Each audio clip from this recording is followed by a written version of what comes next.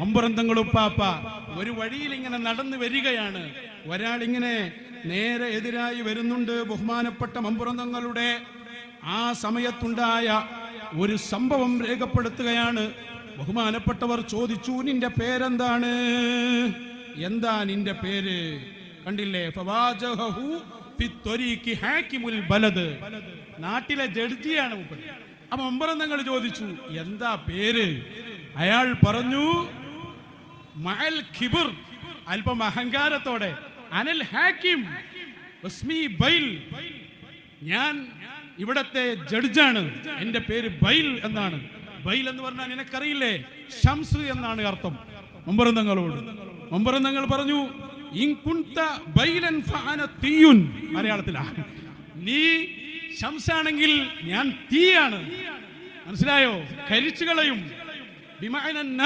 ഞാൻ തീയാണ് എന്നാണ് ബഹുമാനപ്പെട്ട ശൈഖ് ഖുതുബുസ്സമാൻ മൗലദ് ദവീല സയ്യിദ് അലവി.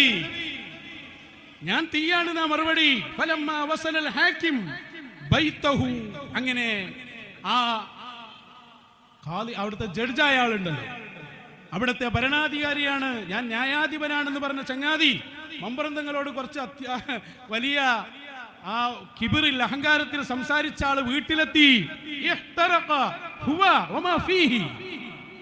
അയാള് വീട്ടിലെത്തിയപ്പോ വീടും അയാളും മൊത്തം കരിഞ്ഞങ്ങ് പോയി.